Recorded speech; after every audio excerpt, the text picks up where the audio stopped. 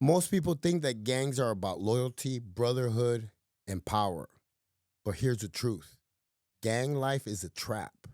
I lived it, I saw it, and today I'm going to break it down for you.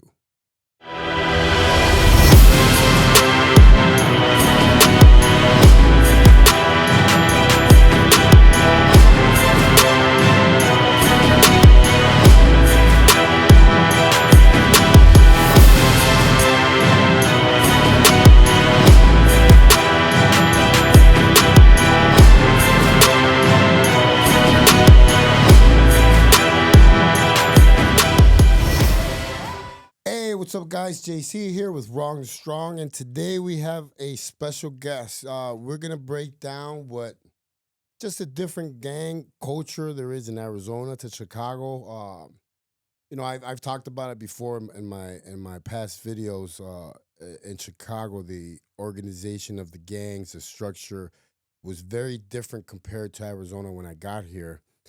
And the way I found out really quick about the gangs and the structure here was because I ended up in prison here. And guess what?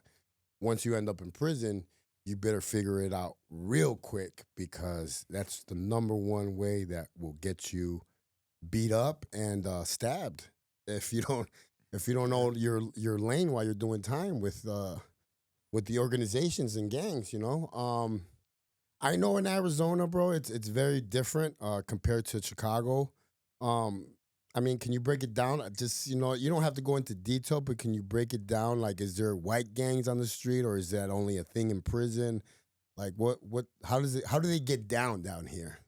I think out here in Arizona compared to Chicago, like, yeah, you got a few areas that are turf, right, on the streets, West Side City, Garfield, the Blade, you know what I mean, all around that area, North Phoenix, you know what I mean. But there's really no corners, no structure in what's being pushed out. It seems like from the perspective that I've seen growing up out here in North Phoenix area and what I've seen and how it is like it's like every man for himself, it seems like, right? And then when you go into the prisons, um, there was structure at one point, and you had, whites, blacks, Mexicans, natives, and all paisas, Chicanos, the different levels of like politics and stuff within that. But today, if we're speaking today, there's a lot of new stuff popping up. Yeah. All the old stuff is like obsolete. You know what I mean? Like back in the day, if there's a white boy that pulls up to the yard and he's claiming he's a blood, he's not staying around. Yeah, You know what I mean? yeah, Like yeah, you said, you better figure it out. You're gonna get jumped. You're gonna get stabbed. You're gonna get pushed out. yeah. Right? But now today, like it's a youngster's world. So you got, man, I couldn't even name all of them because I'm not sure what's there now. I've been out a year and a half, and so many new gangs have popped up in the system with this IHP that it makes no sense. Like you got gangs popping up that are against politics, Yeah, that yeah. are against the structure, that are pushing a line on that end. Man, I've seen five dudes run up on somebody, pull up on an IHP yard that was pushing politics. That guy Can you that's explain what IHP is, please? Because a lot of people don't know what okay. that is. Out here in Arizona, the state of Arizona decided a few years ago to shift into an integrated housing program. So the integrated housing program for the state of Arizona was to take away the politics, take Good luck away, with that. you know what I mean? But I mean, they did, but the politics just shifted and a lot sloppier. But I would, yeah, and that's what I was gonna say. I believe too though that politics rules serve a purpose. Even the segregation Right. serve a purpose because when I went from being on a high level yard to a camp, they were looking at me like I was crazy because I was wearing my boots to the shower. My steel toe boots. And the feds, you get steel toe boots for work, so you wear them as your sandals. You're never walking around in sandals. And I saw a lot of dudes walking around in sandals at the camp, like with no care in the world. And that mentality doesn't sit well with a person that's been on a higher yard. You know what I mean? Because I guess you're always on edge, you're always ready to go, blah, blah, blah. But I have to believe that all those rules, all that structure creates somewhat of a line that people shouldn't cross. And it helps in there with all the crazy people. Right. Man, I remember times when see I went in 2011, so the prison system was like that's when it started to get watered down. You know, by watered down I mean softened up. Like it wasn't how prison was in the 90s, 80s, you know what I mean? So in 2011 when I got it was starting to be a lot watered down. But I made my way from Whetstone up to Maury, you know, on an inmate assault. So like I witnessed that. Like we pulled up to the prison and I remember going from where I went to where I was going. The COs wouldn't even go into the Sally port. They like dropped our bags off and took off. You know what I mean? So me and my partner that came with, we took the rat for two youngsters because we caught somebody or whatever. But not to get into that too much. But you know, I spoke up. I said, "Leave them alone. Let's go. Let's handle this. That's on us." So me and my buddy are going on the way there. Like he he's like, "What are we gonna do?" I said, "It's the same thing. We're just going to play with the big dogs." You know what I mean? This is the same thing, just a different level. Yeah. So getting there and then starting to learn that environment because I came from a 2 yard. Let me be. That's a minimum. Oh, That's a okay. minimum yard. So I came from the bottom. They wanted to put me in the walls, but I got overridden. Right, I got overridden to a close custody, so a 4, and that's when my journey started. And I think this was my second time in. Yeah, because I went to Whetstone when I first came in, and then they 6 months later they moved me over to Marana, and then I went home from Marana. I was out 6 months, came right back. So you were pretty much in kindergarten and then went straight to college. I went Pretty right to it, much, like right to it. right to it, right in the mix. So like you went from pretty much no gang structure to complete gang structure. Like I Yeah, want people to understand the levels of security pretty much. yeah. We went, man. It went from a minimum yard. Doors are open all day. You lock down for count. You can go in and out on the rec field. You can move around to a level 4, close custody, controlled movement, to where the doors only pop when you get taken to rec, you get taken to chow, you know, there and Everything's back. escorted, everything's Yeah, coughed up. I mean, yeah. yeah. And I went to a place where you see the ambulance every other night through your window coming on the yard. You know what I mean? Like that was reality. Or you're looking at the rec field and you're seeing the smoke bombs. So when I went to Maury, it was the last prison in the state of Arizona that still utilized their gun tower. Wow. Like that's facts. It still utilized it. And you know, Maury has a reputation. Yeah. Had a reputation, you know what I mean? I don't think it is what it used to be anymore. I'm not sure. I haven't been over that way. But yeah, I went right into the mix, man. And that's when I started learning more and more about the culture of prison and where my mind shifted and wanting if I wanted to learn, if I wanted to raise my hand, if I wanted to get involved, you know what I mean? And that's when I started seeing the effects and what took place. So Really. once you hit that yard, what were the main gangs that were pretty much on that yard? Because there's always the main ones that are there, always. Um, Mexican Mafia, was it War Society? Mm, Is it the Nays? the nays. The natives? Yep. Bloods, Crips, Aryan Brotherhood, um, Border Brothers, What a brother. Skinheads had their own car. Yep. Mm, you might have some Vice Lords and Latin Kings mixed within. Yeah, yeah. Cali boys aren't allowed on the yard. You know that whatever Yeah. that feud is. You know what I mean. I think that's about almost everything. You know what I mean that I know of off the top of my head. People don't realize that it's a different structure of gangs on the streets than it is in prison. It's completely two different worlds. Do they link up in the middle? Yeah, they do. But like in Chicago, so if you're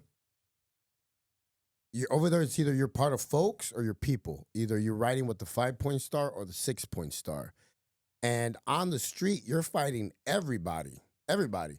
But when you go to prison, if you're if you're under the 6-point star, you're gonna sit with all the gangs that ride under the 6-point star. Okay.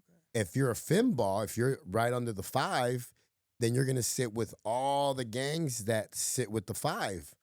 Usually the Latin Kings are one of the few gangs that doesn't need to sit with nobody because there's so many of them in in Illinois. There's hundreds of them all over Illinois. So they're one of the few gangs that sit pretty much by themselves. But that's the structure. It's the five or the six. And I noticed here in the state prisons here in Arizona, it was more about race than gangs, pretty much. I mean, that's what I noticed in the time I was there. I was in the state prison here between 2005 all the way up to 2013 almost. Um, it was really, really racially separated. I The white boys couldn't have BET on their TVs in Yeah, the state yeah. prison. You better delete that real quick. And it was crazy because they had to disprogram that channel from their TV for their people wouldn't say nothing. You know what I mean? Like Yeah, that's how segregated it was. yeah, yeah, And it was funny because I always made friends with everybody, man. I've always been I don't know, I've always been able to win people over, and I would sit there and I would talk to the white boys, I would talk to the blacks, I would talk to the Mexicans, the AZ cats, and they would develop this hatred for each other, for the race, culture, the way they smelled, like just stupid yeah, basic stuff. And I would just sit there and I would listen to them, speaking, and I would be like, man, why are all these people so full of so much hate? You know what I mean? Like, right, I get it. Like, when it's time to go, it's time to go. I've been involved in gangs since I was 9 years old. Like, I get the whole lingo. Like, if one goes, we all go. I get that whole structure. I just don't get the part that when we get to prison, we start to hate people. And it's because I believe that prison does that to you. man. Let me ask you this though. Like, you got me thinking about it, right? Do you think it's a facade? Do you think it's fear? I think it's a combination of fear, but it's also a combination of being kind of like sick of it already. Right, Like deep down inside, I mean, even the biggest drug addict, even though he's sick, he's still trying to get high, right? right, And eh, I have to believe that even in our sickest moment, like we're tired of going to prison. We're tired of throwing those years like out of our lives because if you really think about it, those are a lot of years that were wasted. I mean, I wasted 17 years of my life. 17 years, 3 months, and a couple of weeks. yeah. How many did you waste? Total. 13, about 15 years in addiction, man. 15 years total in prison, in and out of prison since I was 21. And that's just the prison part because Yeah, we could be in prison out here too. right, Like, right. so out of those 17, I'm going to add another 20 to that. Yeah, So let's make it 37 years that I've been incarcerated, really, to tell you the truth. Um, I didn't start to feel free from gangs, free from alcohol, free from drugs until 2021, November 6th, when I got on my knees for the first time in my life. Never, I never picked up a Bible while I was in prison. Never. I went to church to ask for money for my books and stuff like that, but I never picked up a Bible. But on November 6th, 2021 is when I got on my knees for the first time. And that's when I started to realize that I wasn't living life like a citizen. I wasn't living life right. I was living life like a street thug. I was living yeah, life like a gang member. I was living life like a drug dealer. I was living life like a addict to sex, drugs, power. I mean, anything really, to tell you the truth, that benefited me. And it's when I really started to think, man, how can I help a person like me? Is it by making gang videos or is it by making this, making that? And really, it all down to education, bro. right, Like telling them what we've been through, right. you Like know? personal education, Yeah. not like book studies, No. like street smarts experience, right? You were talking about like when you learned about uh, being powerless. You're in November. Yeah. Um, Crazy story. Like I'm like, how did I learn that I was powerless? You know what it was? Somebody snitched on me, and I didn't do nothing about it. Like that's facts. A CO4 sent somebody to me and was like, hey, Go talk to her. Somebody's talking about you. I don't even know if I should be saying this, but that's what shifted. August 15th, 2022. And we remember those dates because we know a change happened. Yeah. If you're a person that says you're sober and you're moving forward or you're changed, and I ask you like this, I look for this. Yeah. And I ask you, well, how long you been sober? 2, 3. It's been about 6.5 years. Well, what day? I don't really remember. I'm gonna be blatantly honest. You're not sober. You're not sober, or you haven't met your higher power yet, because I'm reading between the lines. I used to do that. That used to be me. 100%. I know full-heartedly, unless you're really good at it, I know full-heartedly if somebody can tell me their date or when they're sober and kind of explain what happened, I know they're sober, because that's something that stuck with them and that empowered them. But you know why? Because you've lived it and you're actually living it. You're not faking it. He could fake another faker. Right. They're both going to be faking each other out. But someone that's actually living it, you can't. It's like they say you can't bullshit a bullshitter. Yeah. Sorry for my language. But, it's facts. And that's why I believe that it's a huge responsibility once you do change your life and you do say, okay, I'm gonna help these guys get that information that I didn't have because I believe that they need it. So now it's a huge responsibility because now you have to walk the walk, talk the talk. It's personal. Yeah. And you have to do it when no one's looking, when no one's giving you a pat in the back. No one's telling you, hey, good job. Here's your chip. Here's your chip for your 30 days. Here's your chip for your 60 days. No, you have to do it on almost like being disciplined with your workout. You have to do it when no one's looking. Right. So,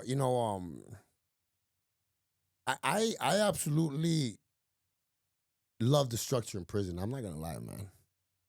I love the structure. I don't love the gangs that come with it, but it did teach me a lot. Gangs taught me about organization. We used to have meetings every week. We paid dues every week. Yeah. We had foot soldiers. We had captains. Yeah.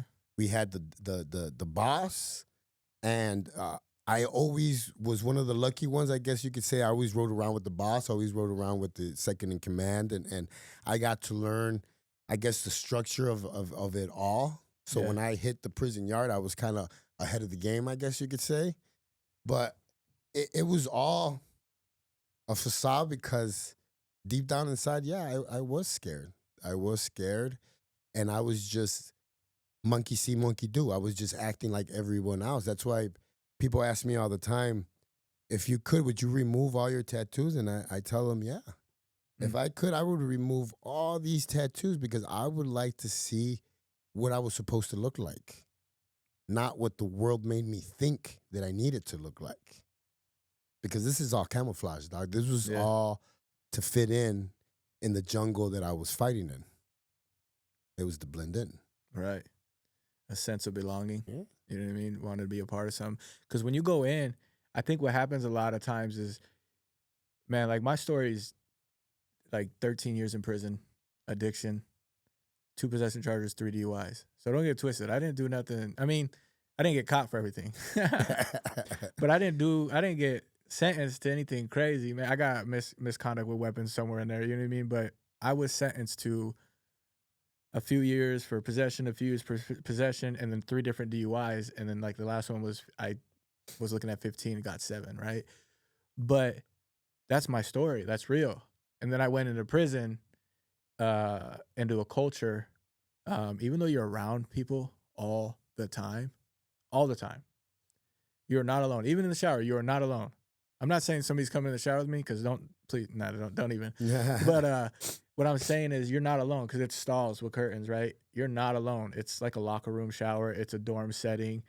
If you're living in a cell, the only reason you're in a cell by yourself is if you got some things going on. But you have a cellie.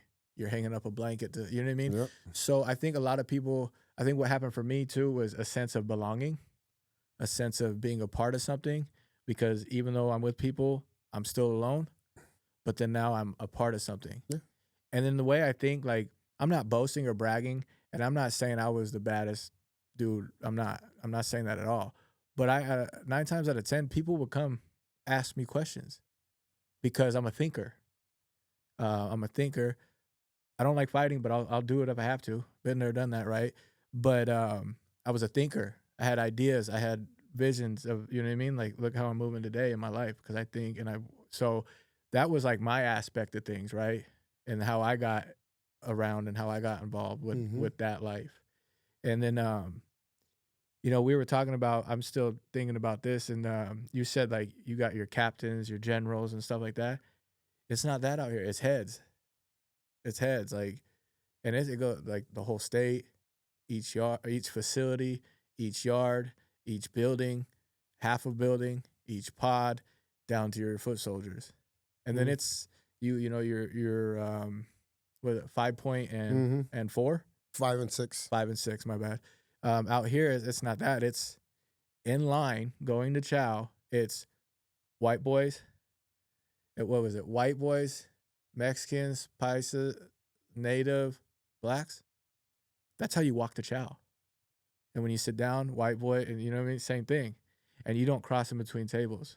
Hmm. Like that's how split up it was. At one point, you didn't even, unless it was business or your status. I seen dudes get ran up on for getting their haircut from another race. Yeah. I've But heard of unless you had status, it didn't matter. that. Yeah. You know what I mean? So It's one of those things, man, that it's whatever excuse they have is to benefit themselves. I mean, right. a lot of the races were intertwined when it came to drugs. You know what I mean? Like I was never into drugs when I was inside. I never really messed around with drugs. I would smoke a little bit of weed here and there, but really never messed around. And that's like dope. That right there, I saw it destroy yards. I saw it get a bunch of people sent out to different places. You know what I mean? Just own gangs fighting themselves. Yeah. You know, and when I hit a yard, there was a lot of us there, and we were the main ones moving all the cigarettes, moving the cell phones, moving all that stuff, and you know, my guys were like, "Hey, you know, get involved so you can make some money." Blah blah blah.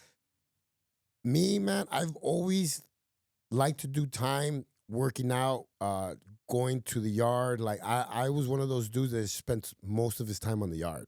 That's where I like to be. That's where I want to be. So I really didn't chase the money. I didn't chase.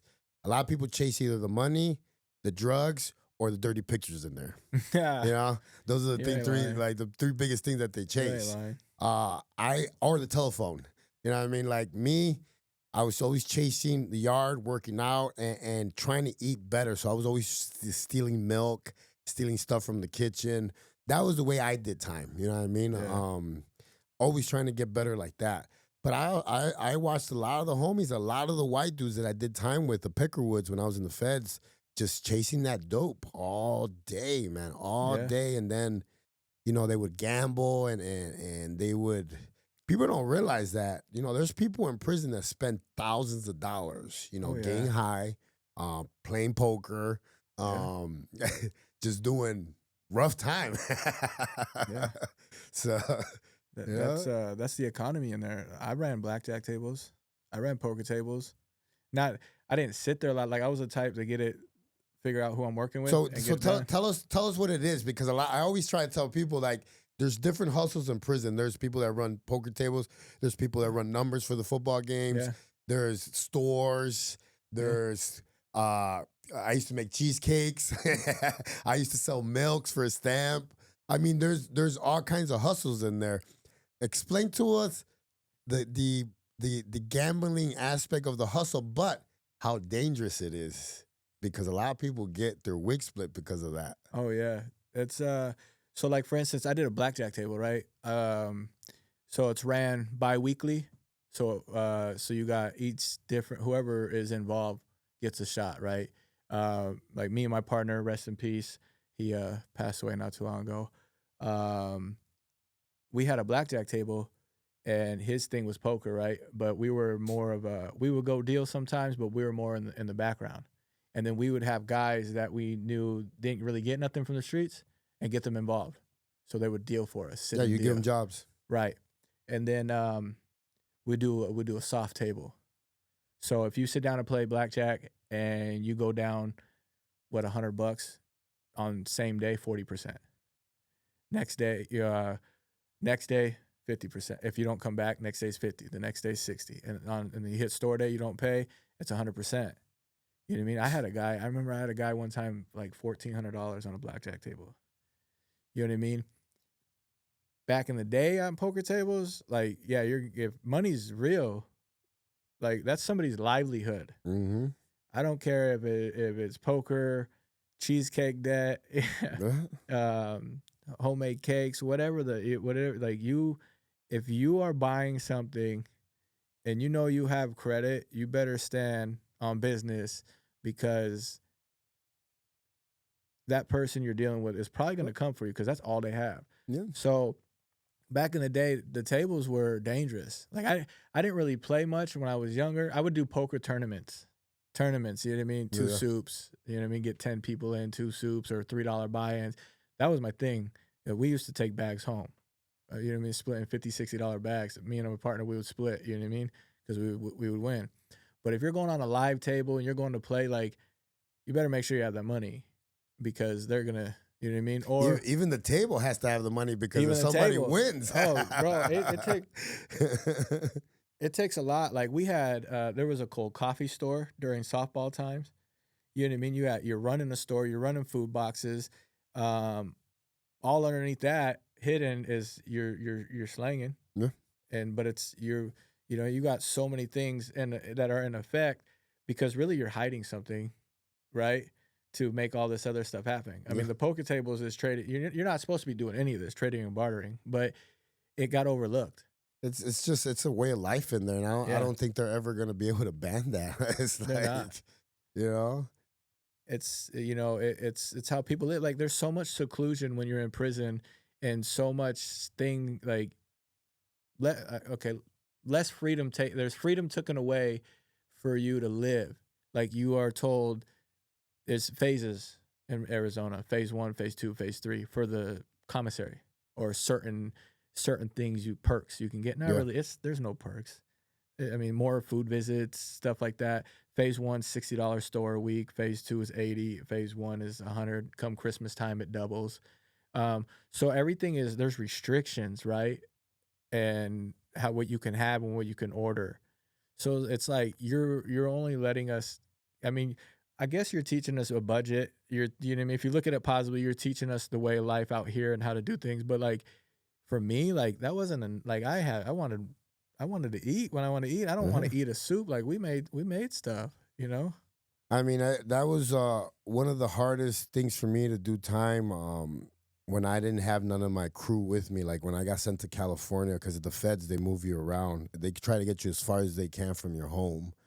And when I got sent all the way to California, I wasn't really there. There was no Land Kings to begin with when I got there. That's what I used to ride with. And the homies from California were like, you could sit with us. The Paisas were like, you could sit with us. Honestly, I picked the Paisas just because I know the homies are always like waiting just to get down to fight with someone. So like I was like, I don't want no trouble, man. I don't want to get into no car crashes. I'm 6 months to the door. So I sat with the Paisas. You know what I mean? But it was hard, man, because I would see them eating all the time. And even though you're sitting with them, you're not one of them. So they're not gonna invite you to eat, really, to tell you the truth. Like it's just it is what it is.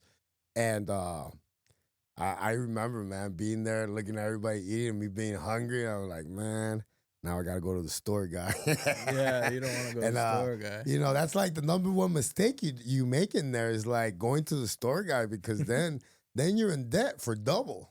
Yeah. Just because you don't want to wait, a week or 2 weeks for you to get money. You know what I mean? So it's like, it's a double-edged sword, man, but it's survival, man. Survival of the fittest. The fittest, man. I mean, I don't think there's a lot of people that could survive prison, man. Even though there's a lot of people in there. I don't think there's a lot of people that know how to survive prison. You know, I used to say that when I was younger. I used to tell my mom, because when I really first got to knowing my father, I think I was like early teens, he was in Douglas, and we used to go visit him. And after leaving, I remember this. Like deep. Like I used to tell my mom, I don't know how he does it. I don't know how people could do so much time in prison. But I promise you, don't say that because No, you're gonna get what you ask for. And I found out how to do it. You know what I mean? you Yeah, figured out. I You figured figured it it out out. real quick, huh? Yeah, and yeah, there are some how should I say this normies out here that I don't. I mean, I don't know. It's really what God's gonna Yeah. provide. But yeah, you're right. Like right now, like I know right now, without the politics and stuff, and like La Palma, like I always go back to La Palma because I have a lot of connections there with friends, not connections and affiliations, but friends, Yeah. I should say, that are there. I got a buddy, hashtag free Peter. You know what I mean? He's finishing up a second half of his sentence, and he's there, and we talk all the time, and man, it's wild. So I don't know how many people could walk in there and like even mentally being locked down all the time or stuck in a pod all the time. That's why I always tell all my guys that come home from doing, time, whether it's 1 year, 10 years, 20 years, it doesn't matter. I believe that if you did time, if you went through addiction, if you went through anything like that, you're resilient because there's a test that I have some of my clients do when they first start with me, and my clients are not felons, okay? So, so, so I give them this test. They have to find the smallest bathroom in their house. Okay, smallest bathroom. Mm, That means a regular bathroom, like with just a stall in the shower. You know what I mean? The yeah. the bathtub. Take with you what you're gonna, eat and drink, the books you're gonna read, whatever you're gonna write. You can't have your phone, nothing. You need to spend 24 hours in that bathroom without leaving. And, out of 10 of the people that I've had like that did it, only two completed it. Um, One of them being my wife. But I believe she completed it because she was like trying to prove something to me. Because she was in there working out and doing all kinds of stuff. But, you know, most people don't know how to be alone, don't know how to do time, don't know how to be in quiet because this gets too loud. Mm, And it's one of the greatest gifts that was given to me while I was incarcerated. I spent 1 year in solitary confinement. That year almost broke me. I'm not going to sit here and play the tough guy because it almost broke me. It was by God's grace that I made it out of there. But I started talking to myself. I started having full-blown conversations with myself so I could keep myself going. I got into a routine of cleaning my cell every day with a toothbrush. I would get under the bed. I would get on the walls, by the toilet. You know this, your toilet is so clean, you could pretty much eat off of it. hmm That's how clean it is. I mean, you do your laundry in there. Yep, it taught me a lesson, man, of resilience. It taught me a lesson of just coming back from the darkest holes. And I believe that everybody that's done time has that capacity, that power, that strength to do that. But sometimes they forget. And me and you were talking about this the first day we met. They forget a lot of the things that they learned in prison. They forget their structure. They hmm forget their resilience. They forget that time control. They forget that moment of prayer. They forget that moment of meditation. They forget how they got up in the mornings and drank their coffee before they even did anything. Like they forget that they did all that because they were in an environment that was so high stress that you needed all these little things in order for you to function. So why stop doing that when you get out here? It's what makes you resilient in there. It's what makes you a superhero. It's what makes you a warrior. Right. I think a lot of people that come home get distracted. Yeah. I mean, this world is They get fast. distracted with girls, money, Girls, finding a money. job, finding how to pay your bills, I guess. And you know, and I go to these meetings all the time, these probation meetings, these release meetings, and I hate the fact how the number one subject is you need to find a job. You need to find a job. It should be more of a conversation like we need to deal with whatever PTSD you got going on, Mm. with other addictions you got going on that are now available for you because you're out. We need to go through some mental health stuff. We need to get you ready so you could find a job instead of trying to send you out like nothing happened to you. Right. Because I don't know if they're asleep, man, or they just don't want the real information. But when someone comes home from doing time, they don't come back the same. I don't believe that people come back the same. That's facts. You know, people watching other people get stabbed, get beat up. People get stabbed and beat up in prison on regular basis, even on low yards. Don't think that just because you're on a low yard, nothing's gonna happen to you. No, people get beat up on low yards too. Yeah. And the way people get beat up is they get beat up till they're unconscious on the floor. Don't think it's like out here, they hit them once and that's it. No, they beat you until you're not moving on that floor until they come and pick you up. Yeah. That's how it is in there. Proving a point. So, I believe, this is why I do the work that I do. This is why I create the programs that I created. This is why my heart is so into this, because after setting foot in prisons in Mexico, setting foot in prison in the U.S., watching all my friends come in and out of prison, I realized, man, that we need a little bit more help. Yeah. A little bit more help. I think it's a lot of bit more help. I going off of that, like I wanna highly encourage anybody that like comes home, like really think about this. I made a commitment 3 years to the gate. I heard about New Freedom. Blew my mind, right? I made a commitment because every time I got out, I did three terms in prison on 5 different charges, right? Those page twos and stuff.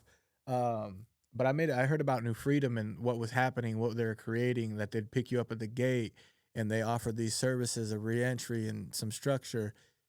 So I was like, that's what I'm doing.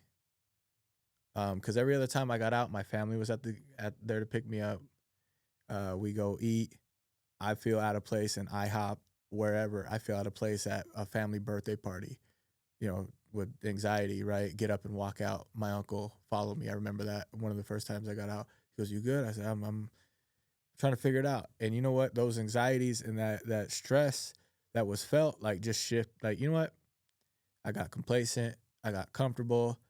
I had no structure looking for a job, or I had to do this or do that, and went right back to it. First time I was out, 6 months. Second time I was out, 1 year. Yep. This time, with that commitment made, going through a reentry program,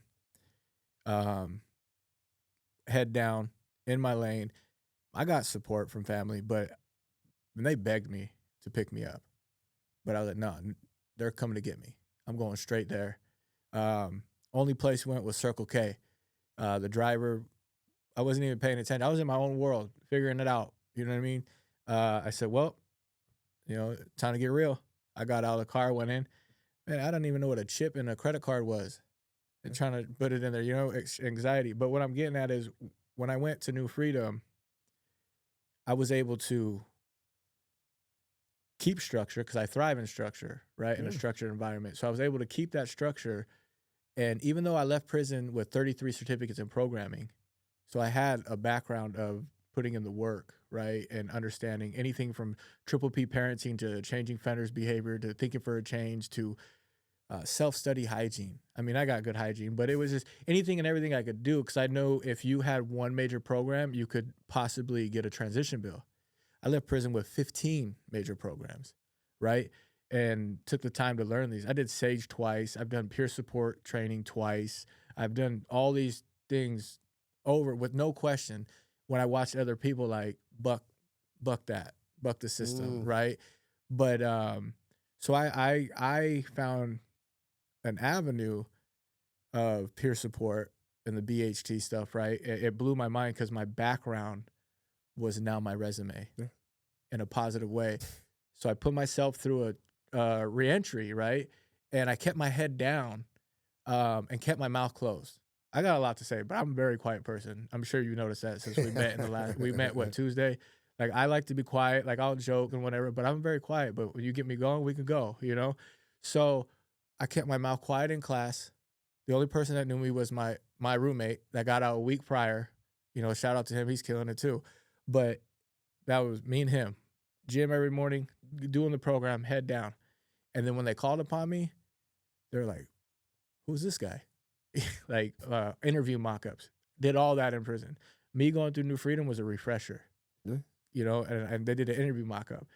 And after I did that first interview mock-up, Piece of cake. it just went boom. IOPs, hundreds of hours of IOP classes. You know what I mean? Like, that's a big part of my recovery and who I am today. And but me having that structure and that 90-day, it wasn't even 90 days. I graduated 2 weeks early. You know what I mean?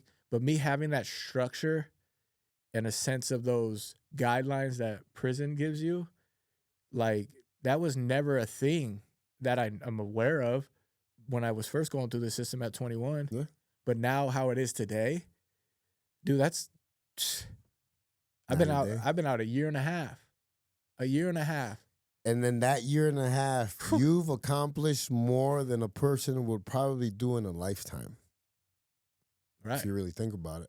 I mean, I financed I started building my credit in prison from a friend that And that's the thing, dog, that a lot of these guys, I don't know why, and I was one of them.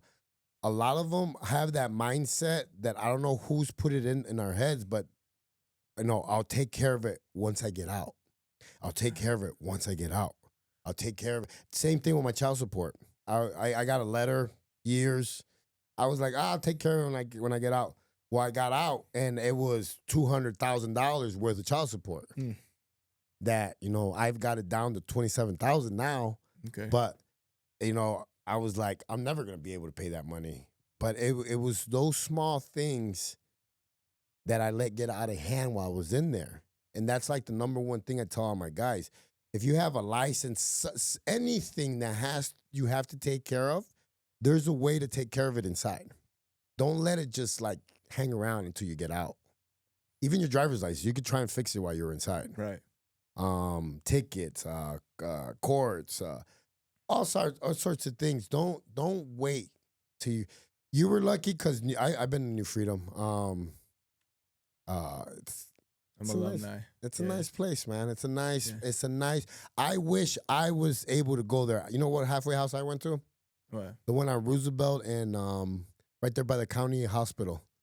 It's a brown building with, I want to say, about 8 apartments. Where the fire station's at on Roosevelt. Is that Apex over there? Crossroads? There's 24th Street. There's a Jack in the Box right there. Is it a single story?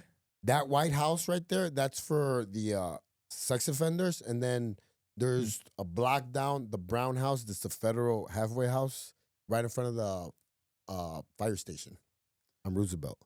But it's a 9 bedroom apartment complex where there was nothing. Yeah. Nothing. I mean, we walked out and there was dope right next to the to the place. Oh yeah. They put these halfway houses in these really bad areas, and it's like they put you right into the lion's like mouth pretty much as soon as you get out. And I feel bad more for the people that were like addicts, because as soon as they I'm not saying I wasn't an addict, but I wasn't an addict like that. You know what I mean? Right.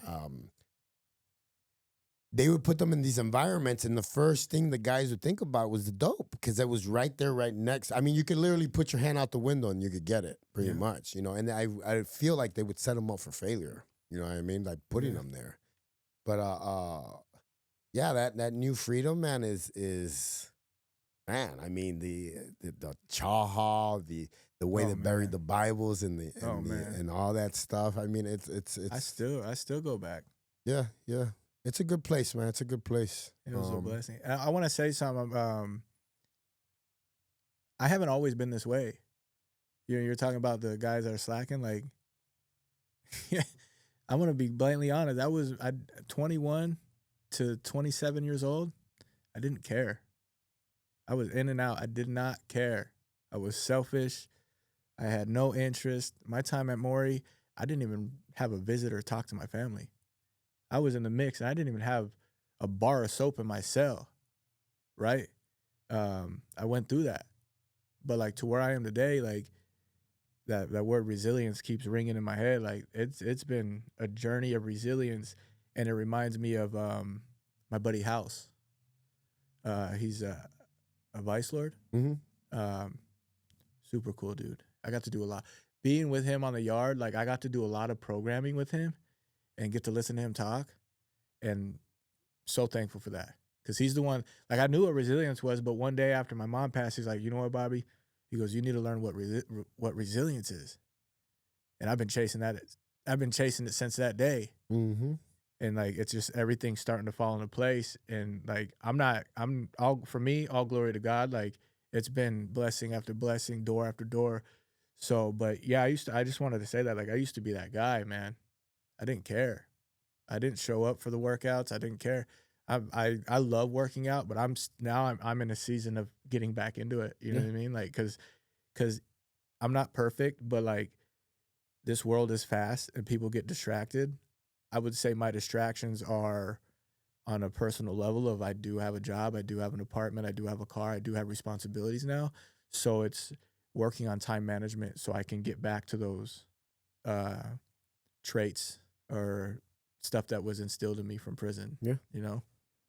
You know, I'm just a different beast. I always tell people. I need very little hours of sleep. I get up at 2:45. I sleep about 5 hours every day. Um, my mind is always going 100 miles an hour because I'm always working. Whether I'm creating videos, whether I'm creating programs, or getting back to my clients. I'm blessed. I'm blessed that my life has been, like, I've been able to take the prison structure into what I'm doing now, like my fitness life, my work life, even the podcast world, because I got here. I think my video guy wasn't supposed to get here till 11. I got here at 7 in the morning. Don't ask me why I got here 3 hours early, but I got here and I was ready to go. And I just feel that, after doing 17 years, dog, I can't give myself that luxury. Like, I can't give myself the luxury of feeling comfortable, of feeling like everything. Yeah, I have my USA moments where I'm calm and peaceful. Don't get me wrong, but I can't give myself that luxury of sitting down because I spent too many years in prison, man, and Mm. I believe that God has given me this responsibility for a reason, and I go at it every day with everything I got. Whether we were talking about it earlier, man. Whether I'm sick, whether I'm happy, whether one person asked me one day, "Hey, JC, when you were young and you were running the streets, did you ever get depressed?" And I thought about it. I was like, "Wow, that's a good question." And I was like, "Nah, I never got depressed because I was too busy trying to survive every day. Yeah. Like, too busy not trying to get killed. Too busy. Chicago's a very violent city, man. I buried a lot of my friends from the age of 10 to the age of 16. I buried over 20 friends. Yeah. My first friend got killed in front of me. I was in 7th grade. Phil got shot in front of me. He died, choked on his blood. I watched him take his last breath. From that year on, it was regularly, all the time. So, gangs, prison, just everything in general changed me. But it made me the person that I am today. Right. And it's why I believe God has given us a job, a responsibility, and more than anything, to lead by example. Right. What comes to mind right now with that is, um, one thing being in that lifestyle, right? Whether if you're a part of something or when you're segregated, whites live with whites, blacks with blacks, Mexicans, you know how it goes. But You know, the number one thing that's taught throughout the system that I see when it was politics like that and structure was sink or swim, right? But in a different way. Like you Yeah. don't show vulnerabilities. No. You don't speak on it because now you're a minnow, right? So like my favorite part of this whole journey and everything we're talking about right now in this lifestyle is the fact that like we're sitting here like just pouring it out. Yeah. Vulnerability is the biggest tool in a man or a woman's toolbox to overcome the adversities that they're facing, whether it's addiction, whether it's prison, gang life, whatever it is in life. I feel like full heartedly being able to speak up and talk it and let it out. Like, I think that's like the best part because I think I think that's like what's pushing back. You know what I mean? That what you were being taught and how it was taught in a gang life or how to move. Like I have a memory. I had a celly, Travis, right? No idea where he's at today, but lines tatted on his face, and he was kitchen worker. It was spice, meth. That was the thing. That's what we did, whatever. But I went through some things in those times where I was dealing with addiction. So I was, and had going through it, missing my grandma, and I felt it, right? And I like broke down one time, and I remember him holding the towel over the window, like, "Hey, man, knock it off. Don't let him see that. Don't let him see that." And like, I'm so thankful for that moment today because it showed me so many things going through prison in that moment to not be depressed and to be able to work through things. But I'm also thankful for that moment to understand that that's not the correct way to be, Yeah. to hide it. You know what I mean? Do you know the number one when I speak about my rape?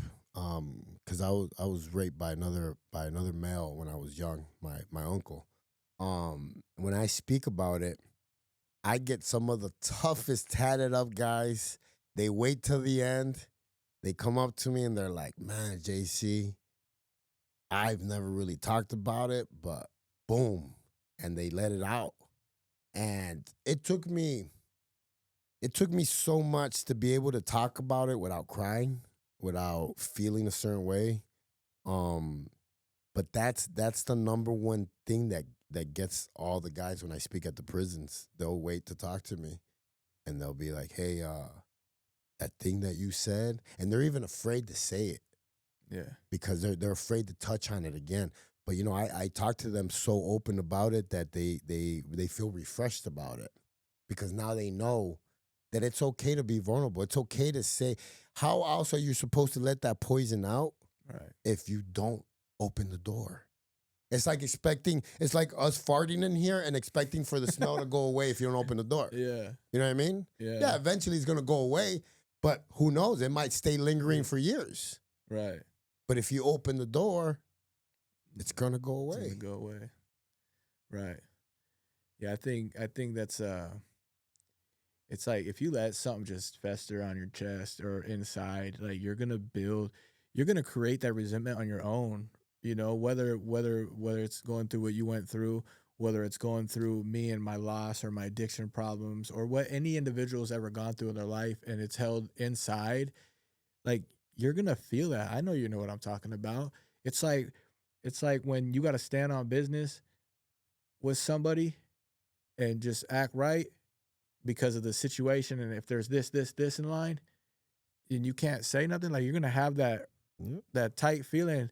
But like it's like you need to speak up and speak out because you don't really know who else has gone through something until you let it out. And that's what attracts, you know what I mean, people, the village, right?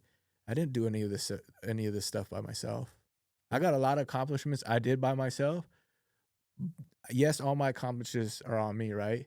But the thing is, along the way, all those accomplishments, I can't even. I can name more than 10 people that have. You know what I mean? To this moment right now, me and you meeting and us getting to do this, like, I was just telling my client that I thank every single one of my clients for being my clients, for being my friends, for paying me because of them. I'm here now. Right. So I thank them because they've been a part of this journey too. By them paying me, by them showing up every day, by them wanting to train with me, has paid the dues for me to get here today. So I Right. thank them too because everybody had a special little job in this whole like journey, Right. you know, and even us meeting together. Who would have thought that us meeting the way that we did, me commenting on that page, on that picture, blah blah blah, would 6 hours of video of Right. just chopping it up. Right. So you know what, and I think it's important for people to tell their stories. I think it's important for people to share their pains, their suffering, but it has to be done with that purpose of trying to help someone. I'll give you a crazy story and I'll end it with that one. Can I say one thing? But go ahead. I want to point out too, everything that we talked about being thankful for right now is positive, right? Yeah. So I'm gonna do something right here. Like, here's a challenge. When you're going through a moment, you're like, why me? When you're going through that moment, like, take a second, sit down.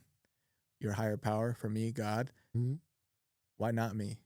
I want people to take a second and reflect on their resentments and reflect on their negative moments in life or in their journey, and become thankful for what you learned in that situation, from whether it's a person, place, or thing.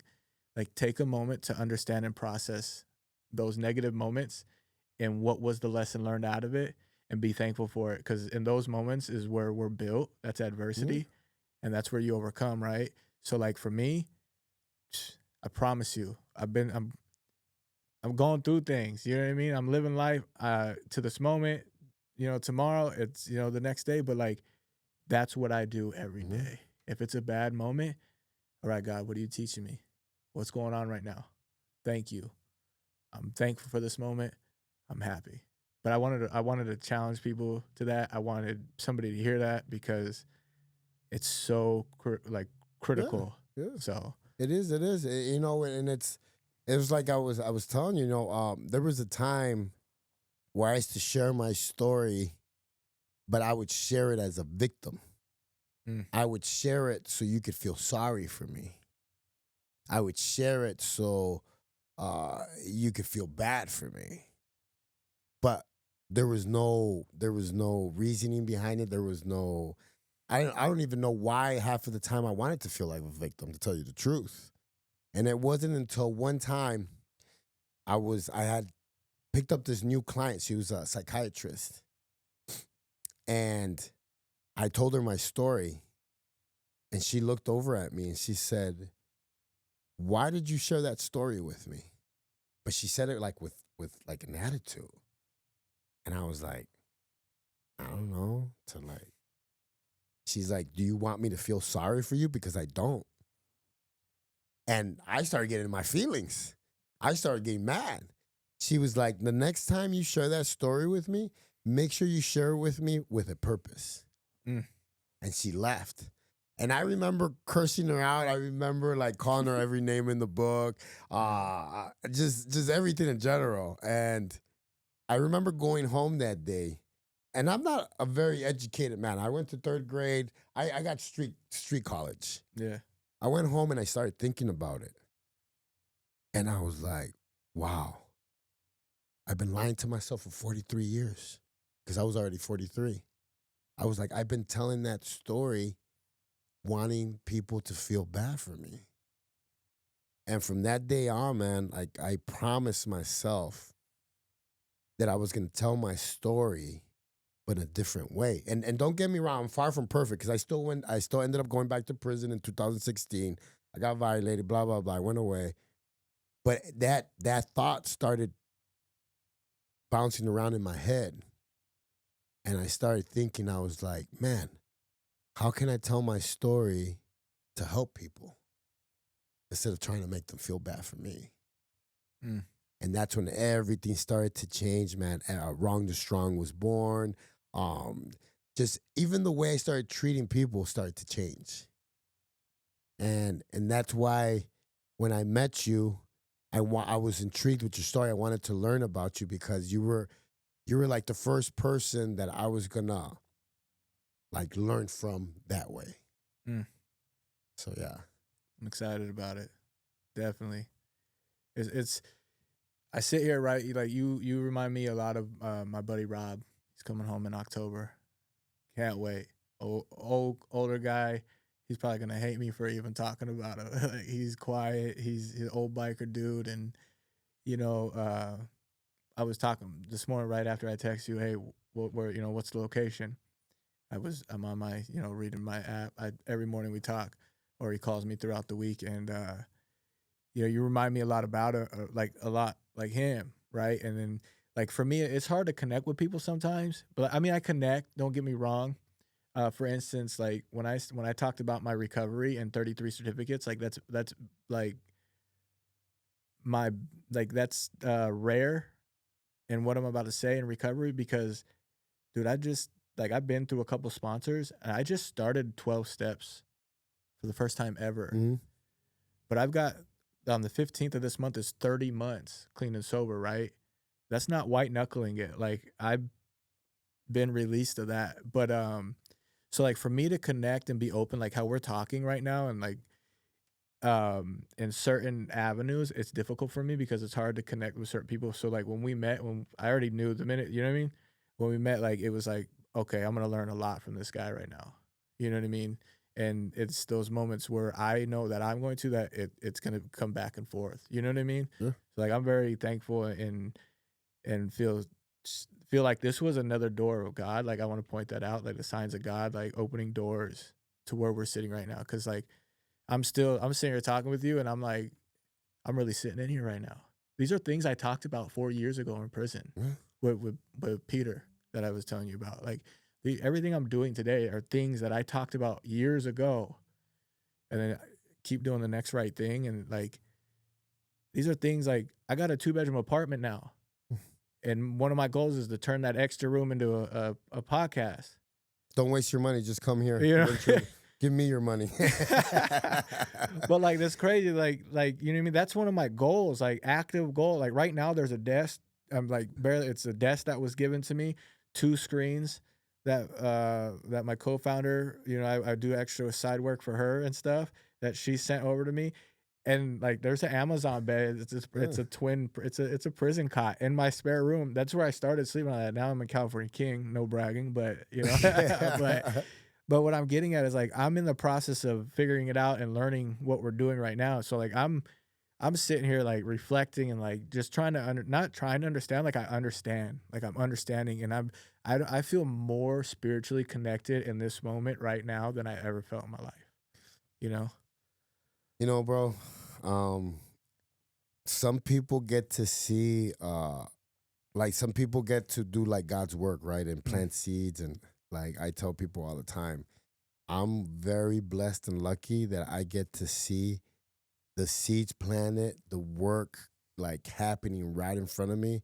Because 4 years ago, 3 years ago, if you would have told me that someone was going to give me 4 acres of land up north to build a ranch, I was going to have a podcast studio, I was going to have programs in DOC. They have my programs on the tablets in DOC here. Like, if you would have told me all these things, I wouldn't have believed you. But one thing also, I didn't have God in my heart. Right. I thought that I was the one that had to make all these things happen. I thought that it was always me, me. And when I got on my knees and I put all my focus, except it's not on me, on God, everything started to fall into place the way it had to. Even the people that I meet and come into my life, even the people that he removes out of my life, has been all by the grace of God. And I tell people this all the time, man, because they'll invite me to speak at events, and I hear all these CEOs and everybody talk about money and how successful they are. I consider myself successful, not for the money that I'm making. I consider myself successful because I had a disease. I was wounded. I was cut. I was open. And I'm healed today. Right. I'm not open no more. I'm not wounded. Am I perfect? No, I'm far from it. But I know for a fact that I'm a completely different man from yesterday. Right. I know that for a fact. And I know for a fact where I'm going if I die right now. Love it. I can't say that I would be able to say that 4 years ago. You know, I believe that God has really big plans for you, man. And I saw that from the day that we exchanged. I saw some of your stuff before we talked. I remember seeing some shirt that you gave away or something of clothing. Mm. And then I started seeing you again, and I was like, yeah, I got this, God. You want me? Okay, I got this. And here we are. Yeah, it's amazing. I think you're talking about the shout out to the guys at Axiom Care and the reentry nonprofit side. Like all the guys over there, that was a blessing to pull up. You know, there's a lot of people out here doing work, a lot of people that are getting out, a lot of people that are starting nonprofits, a lot of people that are doing rehab centers, blah, blah, blah, blah, blah. Yeah. You know, I'm not gonna sit here and mock nobody's game. Some people are doing it for the money, some people are doing it from the heart, some people are just doing it to do it. But it takes people like us to truly go back and show people like us that it's possible. But they need to see it. That's why it's important for us to go back. They need to see it, not one day, not 2 days, no, they need to see it over and over again for years. Mm-hmm. Because scientifically, whatever the stats, whatever, however they say it, people go back to prison. It's 83% of people that go back the first 6 months, then it's a year, then it's 3 years, then it jumps up to 6 years. I'm past all those markers. Thank God. Yeah. Paving the way. Paving the way. I'm on my way. So, You mentioned like all these reentry centers and stuff like that. That's a big thing for me. And you mentioned too, it's not about money. You know how many times I've seen somebody crumble, focus on the money aspect of what they're trying to do and sticking to the script of what they're doing. And I want to be vocal and I want to be vulnerable in this moment, but at the same time, I'm not going to say too much. But it's like I'm the type to think outside the box. So like when I talk about my nonprofit, the Rise Again Foundation, like please, if you got time, pay attention to what you're seeing because that's not even half of what we're showing. And like we're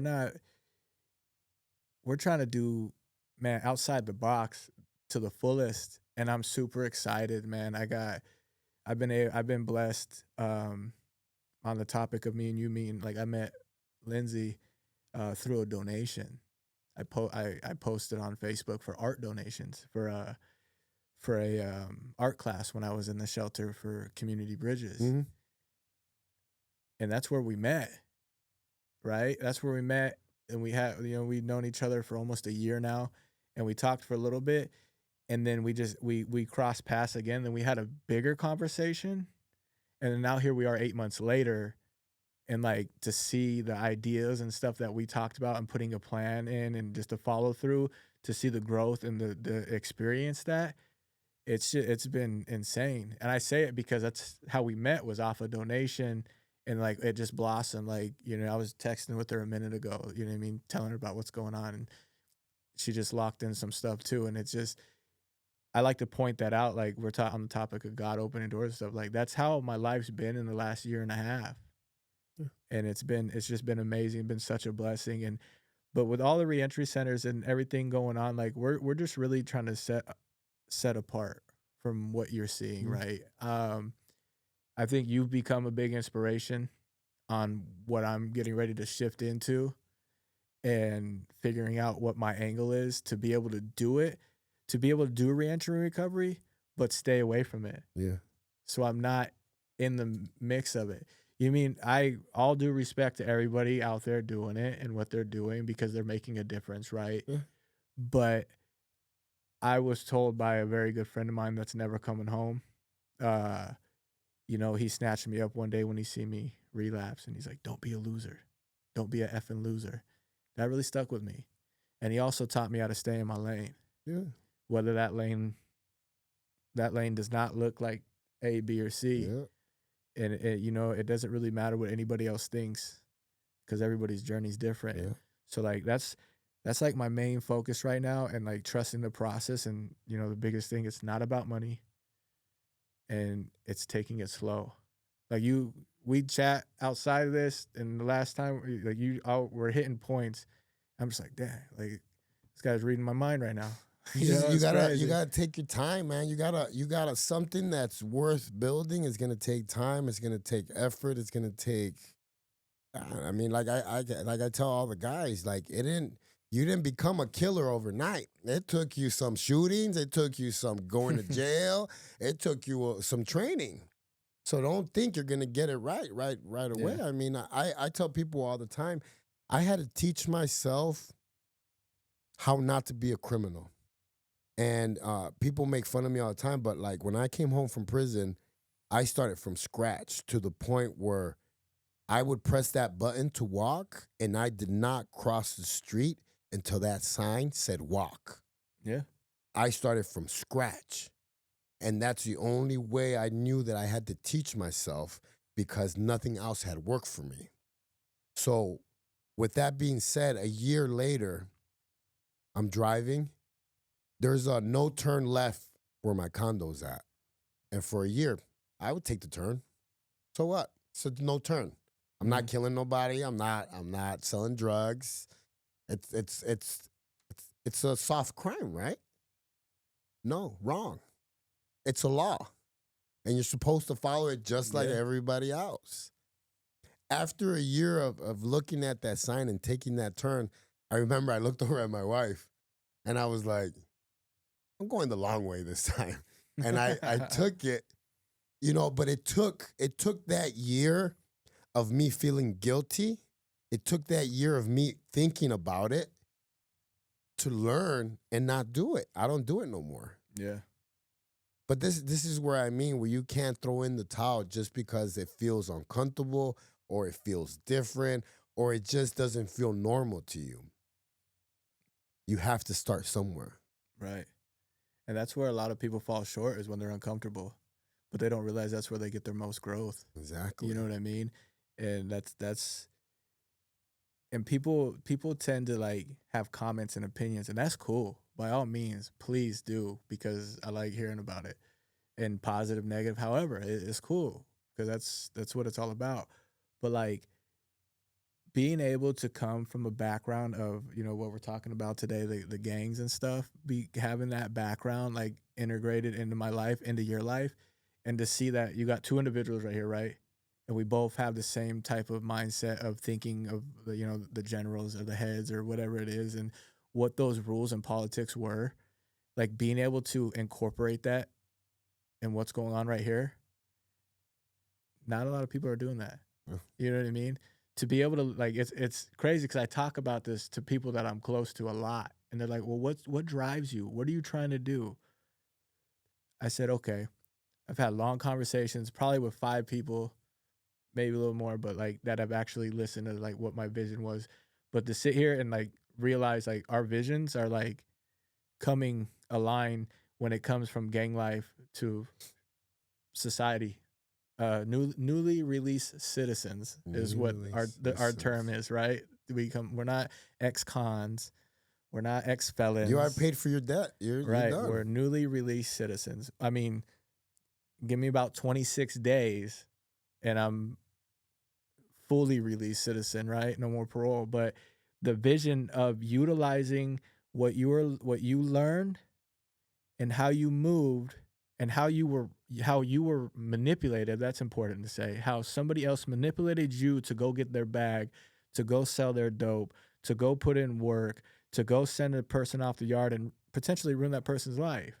Seeing it time and time again. But all those countering factors that were utilized in prison, in politics, and structure on a manipulation level, to be able to sit back and transform that into a positive sense and step away from a gang and step away from a group of people. Because I'm sure you're like me. Like, I drove here alone, right?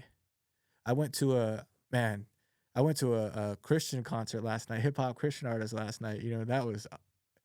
I pulled up alone. I go home after this. I'm going to be alone. I drive on the freeway. I'm alone. I go to work. Yeah, I got coworkers, but I'm by myself.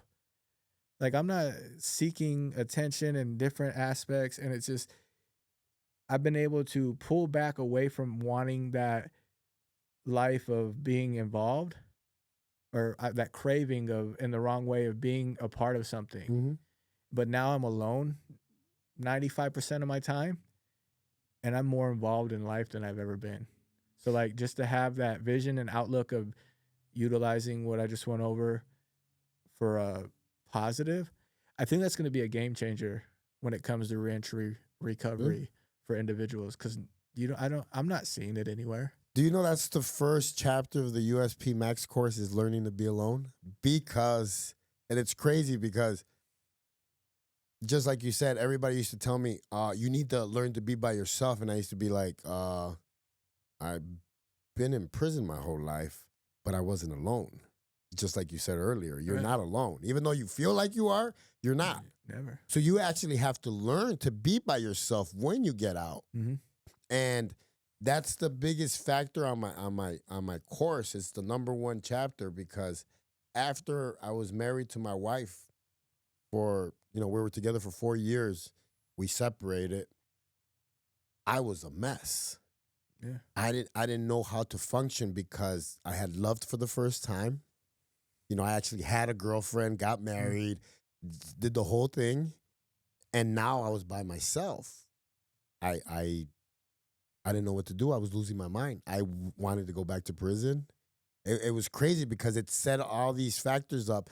So then I had to sit down, rewrite my course, and move everything down from chapter 2, chapter 3, chapter 4, chapter 5, and then start a new chapter. And I was like, I need to learn to be by myself. And that's when Mhm. I came up with that whole 24 hours, blah, blah, blah. Mhm. But it took time for me to learn. Once I learned how to be by myself was when me and my wife got back together again. But it was that 1 year that I had to learn to actually function by myself, not as a unit, like what I did with gangs and in prison. Right. So I understand completely what you're saying. You're moving out as a unit, right? Like, so there's attachments. I mean, I can relate. I'm not gonna get too deep into it, but I think in this moment of my life to understand or relate to what you're saying is like I have to learn to be alone. I know how to be alone because just like you, I did some time by myself. Out of 13 years, a few up to 2.5, 3 years. I was been alone, and a lot of prison smocks tied up, magazines in them, cleaning that toilet, figuring out like that routine of scrubbing the toilet for so Yep. long that you're killing time, right? But so like I'm in a season right now of being alone, Yep. right? I've been in prison 13 years of my life, went through a program, went through sober living I was only in sober living 2 months. I didn't feel necessary. I respect that journey and the people that I met. It was cool and it was fun. Um, I went into a roommate situation and then I've shifted into I'm 2 months into my own apartment. I physically live by myself and I'm at a point where I'm adjusting quicker than I thought. I'm starting to enjoy it. I'm starting to understand it, and I'm starting to understand it in a way that I'm able to step away. I'm able to process things. I'm able to understand situations in my life clearer with clarity, right? Than I ever have before. Than I ever had before. Because the old me, like, what club am I going to Yeah, next? I yeah. used to sit in the club Sunday through Sunday with my back against the wall just because that's where I felt comfortable. But now I don't even like doing that. I don't even think about going to a club. But now I can go home, be by myself. And the best part is like they're just all around being alone is like the best part because when you do get in a relationship or you do get into a unit or you do get a part of a group, you're able to have a sense of direction and purpose by yourself, even if this unit wants to go this Yeah. way. So I think like it's amazing to me. Like I just really enjoy the fact that I'm learning that right now and be able to shift into my discipline again and back into those things we learned while we were inside, you know? Because for a minute, like I've been busy, man, for like the whole last year and a half. I've been busy. And then that's why, like, when we've met and we spoke, that's why I got on you a little bit because Oh I know yeah, how much you're doing, yeah, and I I see it. You know, I see it, and I want you to keep working out. I want you to keep doing all those things that we do to keep our minds sharp. You know, right. I mean, I'm a victim of it too sometimes. You know, mine is more by self-inflicted injuries, but a lot of the guys that come home. I just had a friend of mine come home 2 weeks ago. He did 17, and he told me what would be the number one advice I would give him, and that was advice I told him. Like, don't forget not don't forget who you were in prison, but don't forget what you did in prison. Mhm. You know what I mean? Because you don't want to bring that person out here. You need to figure out who you are out here. But don't forget everything that you did in there to be able to sustain that chaos, to be able to deal with it, like the reading, the praying, meditation, the working out, the structure, everything, even drinking water, because there's you do everything straight to the point in there Yeah, when you're doing time. So don't forget about none of that stuff if you're coming home. And if you're coming home, don't hit the ground running. Please don't, because if you hit the ground running, guess what? You're going to run into a pole and you're going to get knocked out. a pole and three walls. Yep. Take your time, crawl, Yeah, enjoy your freedom. It's not, you can't come out like a greedy kid and want to stuff everything in your mouth at once. You have to enjoy your freedom. You have to learn to get home and declutter all that bad stuff from prison. yeah. That's just my advice. They call me a prison expert. They call me a gang expert. But honestly, I went to one of the toughest schools, and that's life. I went to one of the toughest schools, and from the age of 4 to 9, you guys know my story, and then from there on, it was all dark moments. So I'm a survivor, man, and I get along with people that survive, and that's why we're having this conversation today. Right, Uh, Anything else you want to share? man. Uh, really, it's like just stay focused, stay dedicated. Like you said, take your time. Don't come out if you're coming out. Don't come out chasing the most, man. Really, really take the time to understand this. Um, in life, it's always going to be a journey to reach your full potential, right? Because if you think you have reached your full potential in life, please, please, like, go sit somewhere else because you're full of it.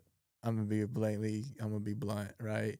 Um, Life is like being an artist. Okay, I'm an artist, right? I was taught one time, if you think you're the best artist, put your paintbrush down, put your pencil down. Because when I sit down and do a painting or do a drawing or, I'm slacking on it. But when I sit down and do that, I'm always learning a different stroke on how to how do I get this blend like this? Or how do I get it go like this? Or how do I fade out this? Or how do I get this angle? Every time you sit down to do a piece of art, you're learning a new technique. Mm. Every time you're waking up in the morning to live your life, to go on about your day, you're gonna learn something. I mean, I work in a field of being a case manager, so I'm learning something every day about myself or about another individual. So in life, I'm gonna die trying, chasing my full potential, right?